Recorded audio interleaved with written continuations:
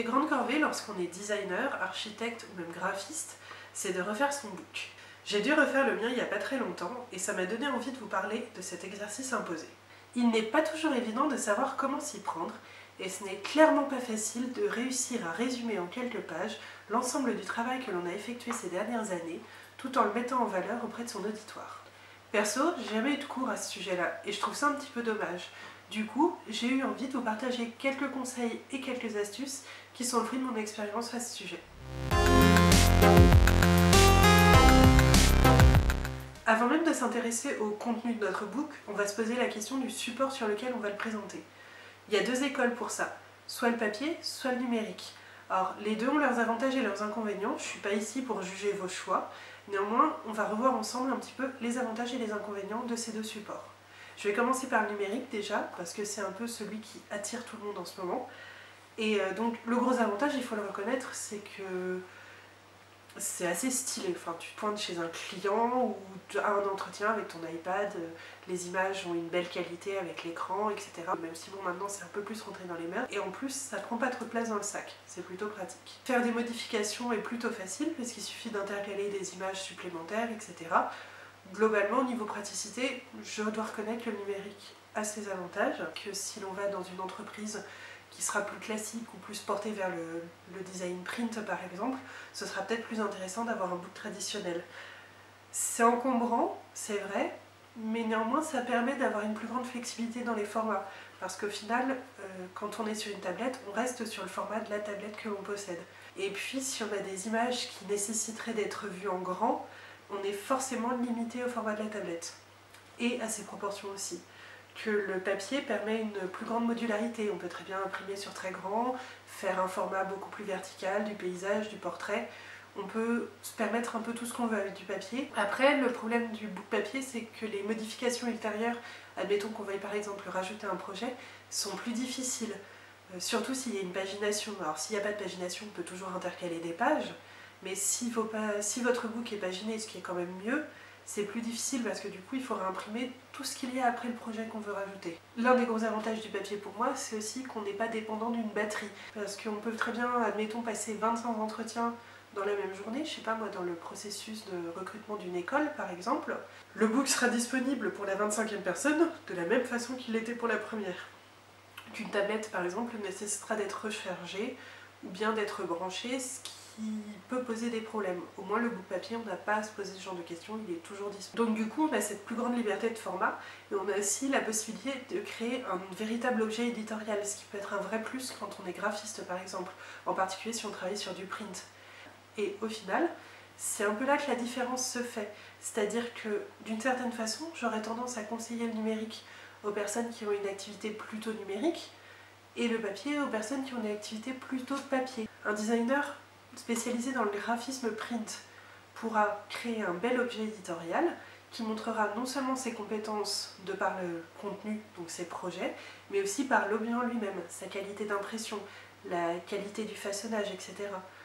Le calage des différents éléments entre le book devient lui-même un projet que l'on présente.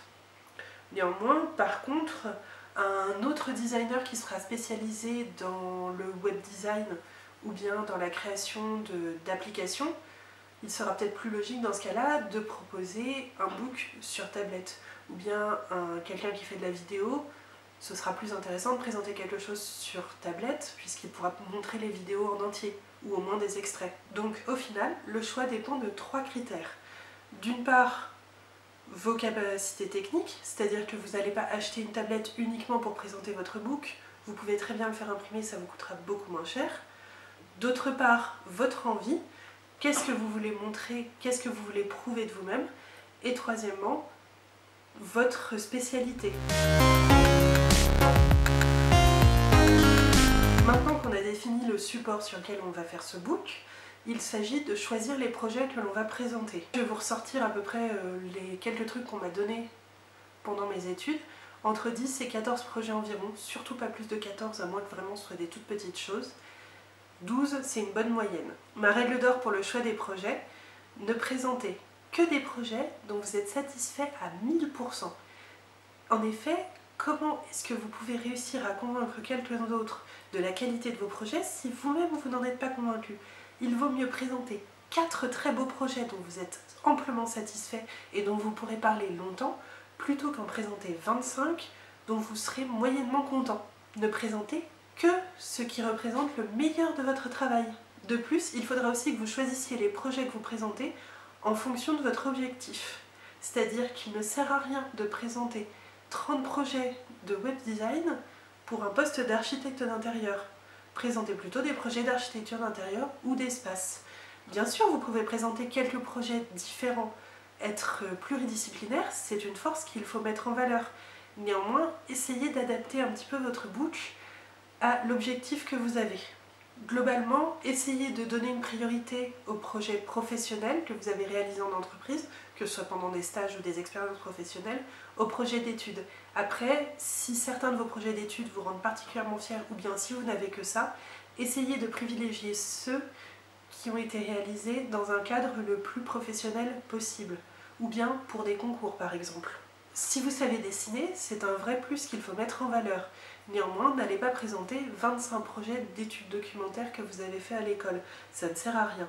Présentez quelques croquis bien choisis qui montreront à la fois votre patte, mais aussi votre capacité à intégrer le dessin à la main dans votre processus de travail. Si comme moi vous avez plusieurs cordes à votre arc que vous voulez mettre en valeur, libre à vous de le faire et de présenter différents projets de différentes natures.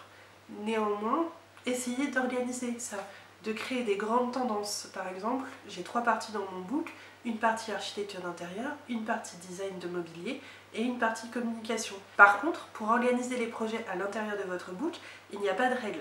Tant que l'organisation est logique, libre à vous de les organiser comme vous le souhaitez.